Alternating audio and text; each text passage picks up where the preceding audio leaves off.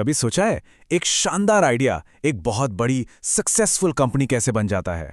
देखिए, इसका राज सिर्फ कड़ी मेहनत या बहुत सारे पैसे में नहीं है। नहीं, इसका राज छिपा है एक लीगल स्ट्रक्चर में, एक कानूनी ढांचे में। तो चलिए आज इसी ढांचे की कह सकते हैं बुनियाद को समझते हैं और ये देखते हैं कि इंडिया में एक आइडिया लीगली एक कंपनी का रूप कैसे लेता है। हम लोग अक्सर बिजनेस और कंपनी शब्दों को एक ही मानकर यूज कर लेते हैं, है ना? पर सच तो यह है कि कानून की दुनिया में इन दोनों में जमीन आसमान का फर्क है। और ये फर्क सिर्फ नाम का नहीं है, ये पहचान का है, ये सुरक्षा का है। आइए इसी फर्क को जरा और गहराई से समझते हैं। तो सवाल उठता है कि आखिर एक कंपनी होती क्या है? अच्छा, इसको ऐसे समझते हैं। मान लीजिए कुछ लोग साथ आते हैं और एक गोल सेट करते हैं कि चलो एक नया ऐप बनाते हैं। अब इसके लिए सब अपना अपना पैसा और अपना टैलेंट एक जगह इकट्ठा करते हैं। इस पूरे पैसे को, इस कैपिटल को फिर छोटे छोटे बराबर हिस्सों में बांट दिया जाता है और इन्हीं हिस्सों को कहते हैं शेयर्स। और जो भी इन शेयर्स को खरीदता है वो उस कंपनी का एक छोटा सा मालिक बन जाता है। सिंपल। अब यहाँ एक बहुत ही इंटरेस्टिंग बात है। कानून की नज़र में एक कंपनी अपने मालिकों से बिल्कुल अलग, एक इंडिपेंडेंट इंसान जैसी है, एक आर्टिफिशियल पर्सन। पर जो सबसे बड़ा गेम चेंजर है ना, वो है लिमिटेड लायबिलिटी। इसका मतलब सीधा सा है कि अगर भगवान ना करे कंपनी डूब भी जाती है तो जिन्होंने पैसा दिया है वो किसी का घर या कार नहीं ले जा सकते। आपकी जिम्मेदारी सिर्फ उतने पैसों तक ही है जो आपने कंपनी में लगाए हैं। और सच कहूं, इसी एक आइडिया ने पूरी दुनिया में बिजनेस करने का तरीका हमेशा हमेशा के लिए बदल दिया। जैसे किसी भी बिल्डिंग को बनाने के लिए एक नक्शा, एक ब्लूप्रिंट चाहिए होता है, बिल्कुल वैसे ही हर कंपनी का भी एक कानूनी ब्लूप्रिंट होता है। और इंडिया में ये ब्लूप्रिंट हमेशा से एक जैसा नहीं था। आइए देखते हैं कि वक्त के साथ इसमें क्या क्या बदलाव आए। इंडिया में कंपनी लॉ की कहानी शुरू होती है 1850 में, पर असली क्रांति तो आई 1857 में, जब पहली बार लिमिटेड लायबिलिटी का कॉन्सेप्ट आया। फिर आजाद भारत में 1956 का एक बड़ा कानून बना जो कई दशकों तक चला। लेकिन फिर आई 21वीं सदी और हमारी इकोनॉमी तेजी से बदल रही थी, तो हमें जरूरत थी एक नए मॉडर्न कानून की। और बस यहीं से शुरू होती है कहानी कंपनीज एक्ट 2013 की। देखिए, 2013 का जो एक्ट था ना, वो कोई छोटा मोटा अपडेट नहीं था। ये एक बहुत बड़ा रिफॉर्म था। जैसा कि यहाँ दिख रहा है, प्राइवेट कंपनी में मेंबर्स की लिमिट 50 से सीधे 200 कर दी गई। क्यों? ताकि वो और इन्वेस्टर्स ला सकें। पर सबसे बड़ा, सबसे क्रांतिकारी बदलाव था 1% कंपनी का कॉन्सेप्ट। इसने अकेले दम पर काम करने वाले एंटरप्रेन्योर्स को भी कंपनी के सारे फायदे उठाने का मौका दिया। सच कहें तो इस कानून को डिजाइन ही इसलिए किया गया था ताकि आज के इंडिया में बिजनेस करना आसान हो सके।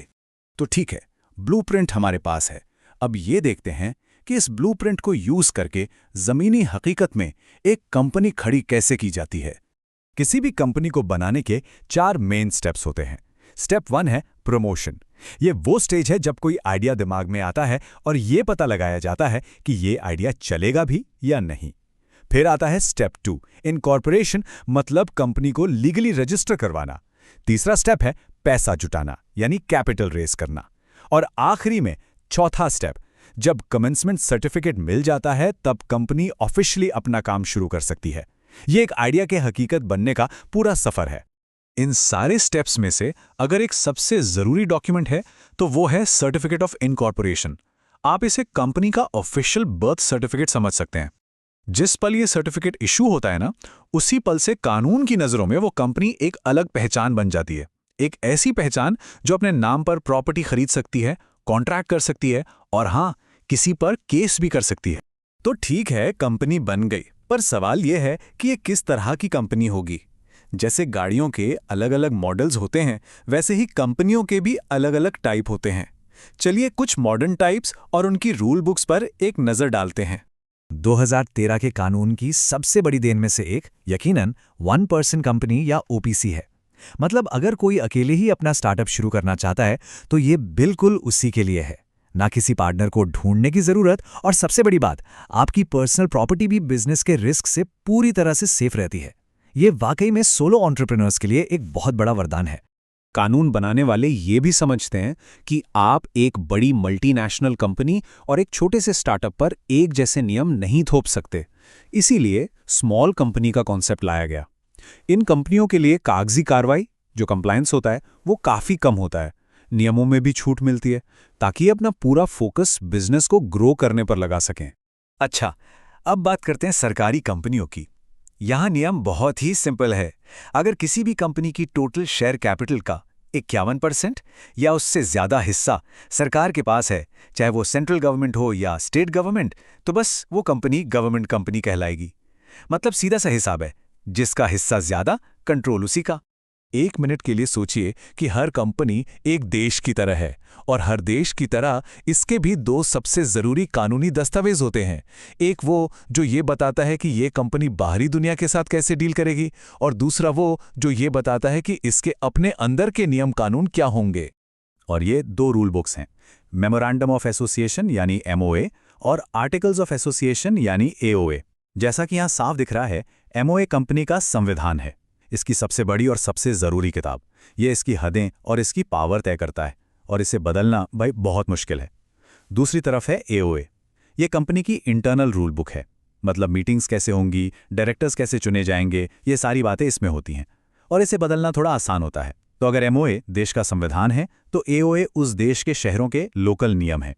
तो हमने ये देख लिया कि एक कंपनी बनती कैसे है, उसके नियम क्या होते हैं, पर अब असली सवाल पर आते हैं। ये सब जानना इतना जरूरी क्यों है? इस पूरे लीगल स्ट्रक्चर की असली पावर क्या है? तो आज की बातचीत से क्या बातें निकल कर आईं? पहली और सबसे जरूरी बात, एक कंपनी अपने मालिकों से बिल्कुल अलग एक लीगल पर्सन है। दूसरी, लिमिटेड लाइबिलिटी, वो सेफ्टी नेट है जो एंटरप्रेन्योर्स को बड़े रिस्क लेने और बड़े सपने देखने का हौसला देता है। तीसरा, इंडिया के 2013 के कंपनीज एक्ट ने बिजनेस को मॉडर्न बनाया, जिसमें 1% कंपनी जैसे नए कॉन्सेप्ट्स आए। और आखिर में हर कंपनी 2 कोर डॉक्यूमेंट से चलती है, MOA जो उसका संविधान है और AOA जो उसकी इंटरनल रूल बुक है। तो आखिर में बस इतना समझना है कि ये कंपनी लॉ सिर्फ कुछ नियम या सेक्शन नहीं है। नहीं, ये एक लॉन्च पैड है, एक ऐसा प्लेटफॉर्म जो एक छोटे से आइडिया को एक ग्लोबल बिजनेस में बदलने की ताकत रखता है। ये फ्रेमवर्क हर इंडियन एंटरप्रेन्योर के लिए मौजूद है। अब सवाल ये नहीं है कि कानून क्या कर सकता है, असली सवाल तो ये है कि इस फ्रेमवर्क का इस्तेमाल करके आगे क्या बनाया जाएगा।